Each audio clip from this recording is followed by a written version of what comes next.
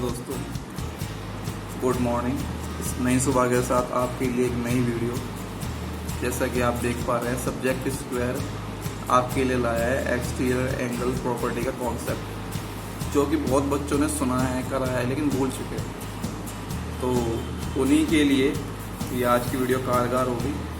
बिना देर के स्टार्ट करते हैं। सबसे पहले बात जो करने वाली है वो ये है कि एक्सटीरियर एंगल होता क्या है। एक्सटीरियर एंगल की बात करें तो BC को एक्सटेंड कर दिया जाता है D तक। क्वेश्चन में ये बोलता है, तो यहाँ जो एंगल बनता है ये एक्सटीरियर होता है और इसकी वैल्यू किसके बराबर होती है। अगर मैं मान लूँ इसको 5, इसकी जो वैल्यू बराबर होती है ना, वो इन दोनों एंगल के बराबर होती है। जैसे ये मान लिया 1 और ये 2, ठीक है। तो यहाँ पर एंगल 5 जो होगा वो 1 और 2 का सम होगा। यही हमारी एक्सटीरियर एंगल प्रॉपर्टी कहती है, ठीक है। अगर मान लें, जैसे कि इसमें कोई क्वेश्चन फिक्स नहीं है, आपको क्वेश्चन के अंदर ही अप्लाई करने को मिलेगा, ठीक है, क्योंकि इतने इजी क्वेश्चन नहीं आते हैं। आप जैसे अगर आप पढ़ रहे हैं और देख रहे होंगे कि एग्जाम का पैटर्न कैसा है, तो आप उसको अपने माइंड में सेट कर सकते हैं कि इतनी इजी क्वेश्चन नहीं आएंगे। लेकिन हाँ, क्वेश्चन के अंदर ये वाला क्वेश्चन जरूर आएगा, क्योंकि एक प्रॉपर्टी, जैसे आप एक्सटीरियर एंगल प्रॉपर्टी की बात कर रहे हैं, उसमें अल्टरनेटिंग इंटीरियर एंगल आता है, कोरस्पॉन्डिंग एंगल आता है, को इंटीरियर एंगल आता है। तो इस तरह से आप इसे कर सकते हैं, ठीक है, क्योंकि जैसे वो क्या है आपको ये भी करना है। और अगर वो भी नहीं आता है तो मैं उस पर भी कोशिश करूँगा और अच्छी तरह समझाने की। चलिए, अगर बात करें कि एंगल A है 75, एंगल B है 25, तो एंगल ACD क्या होगा, ठीक है। तो ACD क्या होगा, अभी आपको मैंने समझाया कि ACD क्या होगा, कि जो ACD है ये ACD कैसे निकलेगा। ACD निकलेगा angle A plus angle B। तो कितना आ जाएगा ये 75 प्लस 25 इज इक्वल टू 100। इस तरह से सबसे पहला और आसान कॉन्सेप्ट जो बनता है वो ये है, ठीक है। अगर उसमें बात कर दे कि एंगल A बराबर है 45,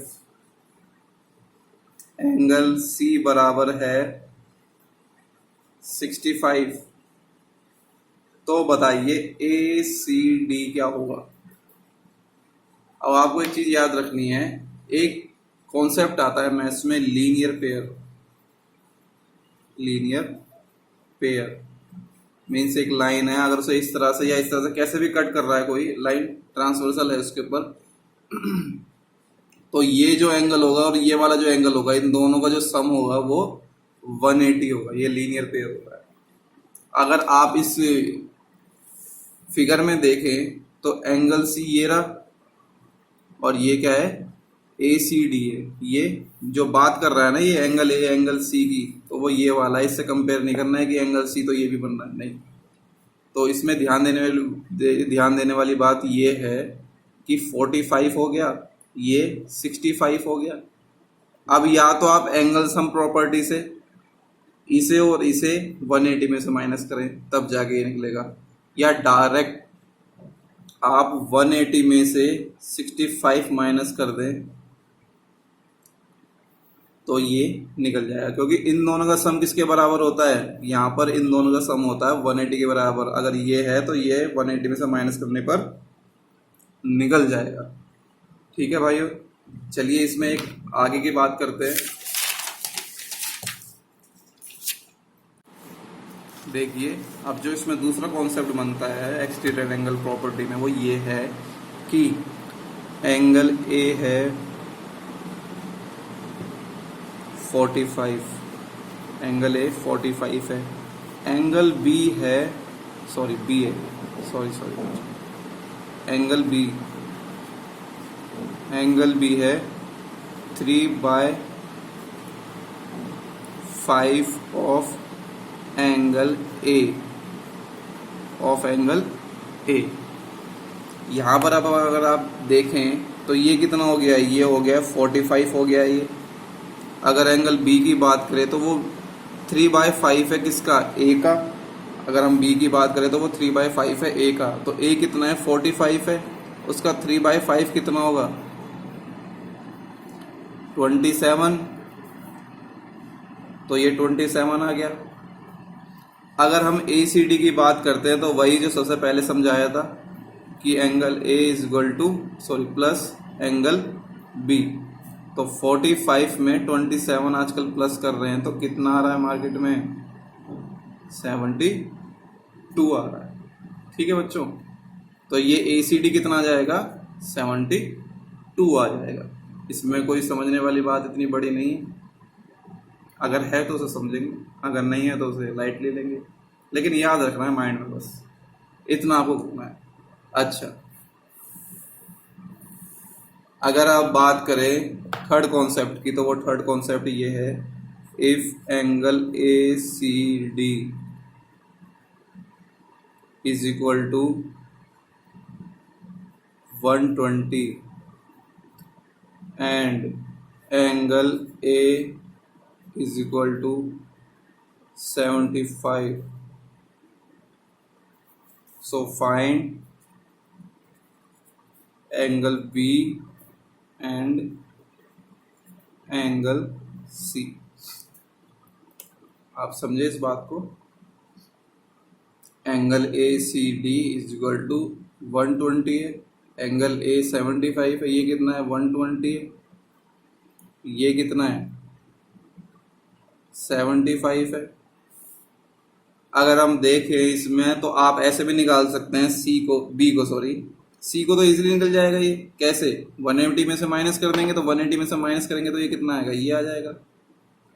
अब बी को एक तरीका ऐसे निकालने का है कि 180 में से आप ये दोनों माइनस करें तो ये आएगा, या 180 ये वाला बी निकालने के लिए अगर बी निकालना है तो 120 में से 75 माइनस कर दीजिए सिर्फ, तो ये आ जाएगा।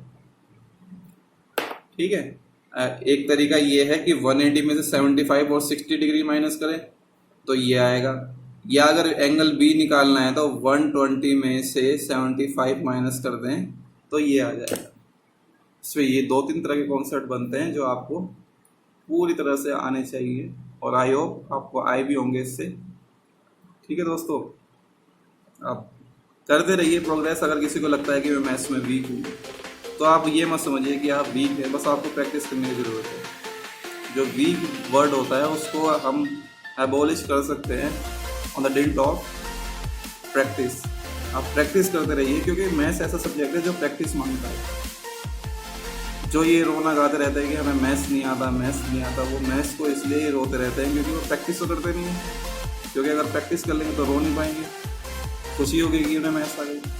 तो आप उन श्रेणी में ना आए, आप पढ़ें अच्छी तरह से। अगर कोई चीज़ लगती है कि मुझे एक बार में नहीं आ रही तो उसे आप उतनी बार करें जितनी बार में वो आपको आ जाए, क्योंकि ऐसा नहीं है आप कुछ उसे जीवन भर करते रहेंगे और वो आएगी नहीं, ऐसी कोई चीज़ नहीं बच्चों। तो आप उसे बहुत अच्छी तरह से करिए, ये समझ के करिए कि आपको सीखना है बस। अगर आपने ये सोच के करेंगे कि आपको सीखना है तो वो डेफिनेटली आपको आगे ही रहेगी, कंफर्म है। ये यूनिवर्सल ट्रूथ है और ये बिल्कुल कहीं से कहीं तक झूठ नहीं हो सकता, ना कोई इसे झूठ कर सकता। अगर कोई साबित कर दे इसे झूठ तो फिर वो आउट ऑफ यूनिवर्स, जिसे यहाँ के रूल्स रेगुलेशन नहीं पता, जो कि सर्वमान्य है। तो इसलिए आप प्रैक्टिस करते रहें, बस इतना ही कहना है। ये सिचुएशन ऐसी है कि आप अपने आप को ज़्यादा टाइम दे सकते हैं, तो इसको पूरे टाइम को यूटिलाइज करें। ठीक है, बाकी प्रवचन देना बिल्कुल पसंद नहीं, पढ़ाना अच्छा लगता है। और आप जो भी मेरी वीडियो देख रहे हैं और इस चीज़ को समझें, ठीक है, क्योंकि टाइम रहते कोई चीज़ समझ जाए तो वो टाइम की बहुत वैल्यू बढ़ा देता है, मीन्स आपकी वैल्यू बढ़ा देता है।